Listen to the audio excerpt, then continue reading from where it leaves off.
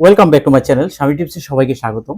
বন্ধুরা, ফেসবুকে একটি দারুণ কিন্তু আপডেট এসেছে, যে আপডেটের মাধ্যমে আপনি কিন্তু জানতে পারবেন যে কিভাবে আপনি ফেসবুকের আপনার পেজটি নিরাপদে রাখবেন। অর্থাৎ হচ্ছে আপনি কি কি সেটিংস অন করে অথবা কি কি কাজ করলে আপনার যে ফেসবুক পেজটি বা প্রোফাইলটি আছে সেটা অনেক বেশি নিরাপদে থাকবে। দেখুন, আমরা অনেক সময় অনেক ভুল করে থাকি, যে ভুলগুলো আমাদের মনের অজান্তে কিন্তু আমরা করে ফেলি। অর্থাৎ আমি চাচ্ছি না যে এই ভুলটা হোক আমার ফেজে যদি 20,000, 1 লাখ বা 2 লাখ মিলিয়ন ফলোয়ার থাকে, তাহলে তো অবশ্যই আমি চাইবো না যে আমার এই ফেজে কোনো ধরনের কোনো সমস্যা আসুক, অথবা কোনো ধরনের কোনো স্প্যামিং হোক, অথবা কোনো ধরনের এমন কোনো সমস্যা হোক যার কারণে আমার মনিটাইজেশন ক্যান্সেল হয়ে যেতে পারে, অথবা আমার প্রোফাইলে কোনো একটা কমিউনিটি ভায়োলেন্সের সমস্যা ক্রিয়েট হতে পারে। তো ফেসবুকের একটা আপডেট থেকে মূলত আপনাদেরকে এই বিষয়টা এক্সপ্লেন করব যে কিভাবে আপনারা আপনাদের ফেসবুক পেজটি বা প্রোফাইলটি অধিক নিরাপদে রাখবেন। সেই জন্য কিন্তু একটা আপডেট কিন্তু ফেসবুক দিয়েছে।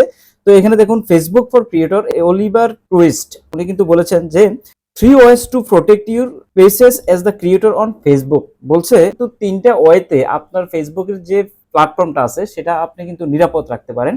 তো এটা এখানে একটা ভিডিও দিয়েছেন, সেই ভিডিওটা এক্সপ্লেন করে আপনাদেরকে দেখাবো যে এখানে 3টার মধ্যে প্রথম যে বিষয়টা, সেই বিষয়টা হচ্ছে মডারেশন অ্যাসিস্ট। একটা সেটিংস রয়েছে ফেসবুকে, একটা টোল আছে, যে টোলটা ব্যবহার করে আপনি সকল ধরনের স্প্যামিং কমেন্টগুলো কিন্তু আপনি কন্ট্রোল করতে পারবেন। স্প্যামিং কমেন্ট কি? যেমন হচ্ছে কারো যদি প্রোফাইল পিকচার না থাকে, অথবা যদি নতুন প্রোফাইল হয়, ওই প্রোফাইল দিয়ে যদি আপনার এখানে কেউ কমেন্টস করে, অথবা দেখা গেছে জিপ কমেন্ট করে। কমেন্টস করার ক্ষেত্রে কিন্তু অনেক ধরনের সিস্টেম রয়েছে, সেই সিস্টেমগুলোর নিয়েই মডারেশন অ্যাসিস্টটা রয়েছে। 8 ধরনের কমেন্ট রয়েছে, যে কমেন্টগুলো ফেসবুক মূলত স্প্যামিং হিসেবে দেখে। তো এই ধরনের কমেন্টগুলো আপনি কিভাবে কন্ট্রোল করবেন সেটা নিয়ে কিন্তু আমার একটা ভিডিও রয়েছে, আপনি চাইলে ডিটেলসটা দেখার জন্য কিন্তু সেই ভিডিওটা দেখে নিতে পারেন। এই টোলটার মাধ্যমে আপনি কিন্তু আপনার ফেসবুক পেজটাকে কিন্তু নিরাপদে রাখতে পারেন। 2 নম্বরে যে বিষয়টা বলেছেন সেটা হচ্ছে 2 ফ্যাক্টর অথেন্টিকেশন। আপনার ফেসবুক প্রোফাইল বা পেজ যদি 2 ফ্যাক্টর অথেন্টিকেশন যদি আপনি অন করে না থাকেন, অবশ্যই কিন্তু আপনাকে 2 ফ্যাক্টর অথেন্টিকেশনটা কিন্তু অন করতে হবে। 2 ফ্যাক্টর অথেন্টিকেশন কি? 2 স্টেপে ভেরিফিকেশন। আপনার প্রোফাইলটাকে নিরাপত্তার জন্য 2 ধরনের ভেরিফিকেশন। প্রথম হচ্ছে যখন আমরা কোনো কিছুতে লগ ইন করি তখন আমাদের একটা পাসওয়ার্ড চায়। যখন আবার লগ ইন করতে গেলে আরেকটা স্টেপ ভেরিফিকেশন চাবে, আপনার ফোন নাম্বার চাবে, অথবা আপনার জিমেইলের একটা পাসওয়ার্ড চাবে।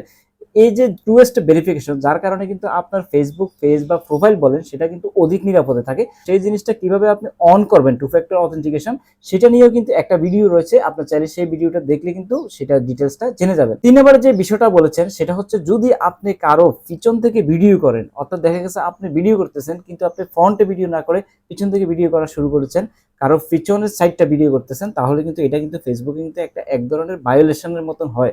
আরো অনেকগুলো বিষয় কিন্তু এখানে বলেছেন, যেমন বলেছেন হচ্ছে থার্ড পার্টি লোগো। অর্থাৎ আপনি যদি কোনো থার্ড পার্টি লোগো যদি আপনি আপনার ভিডিওতে ইউজ করেন, তাহলে এটা কিন্তু এক ধরনের কমিউনিটি ভায়োলেন্স হয়। এটা কিন্তু কিছুদিন আগেও এই আপডেটটা ফেসবুক নিয়ে এসেছিল, যে কারো লোগো কিন্তু আপনি আপনার ভিডিওতে কিন্তু ব্যবহার করতে পারবেন না। যেমন হচ্ছে আমরা যখন ভিডিও এডিট করতে যাই তখন কিন্তু ওয়াটার মার্ক কিন্তু থেকে যায়। যেমন হচ্ছে ইনশর্টে যদি আমরা ভিডিও এডিট করতে যাই, অথবা কাইনমাস্টারে ভিডিও এডিট করতে যাই, ক্যাপকাট দিয়ে ভিডিও এডিট করতে যাই, আরো ভিডিও এডিটিং এর যতগুলো সফটওয়্যার আছে এগুলো দিয়ে যখন আপনারা ভিডিও এডিট করতে যাবেন, তখন দেখা গেছে আপনার ভিডিওর মধ্যে একটা ওয়াটারমার্ক যদি থেকে যায়, এটা কিন্তু ফেসবুকের এখন কিন্তু মারাত্মক একটা কমিউনিটি গাইডলাইন, অর্থাৎ কমিউনিটি স্ট্যান্ডার্ড যে পলিসি আছে সেটা কিন্তু ভায়োলেশন করে, যার কারণে এই জিনিসটা কিন্তু করা যাবে না।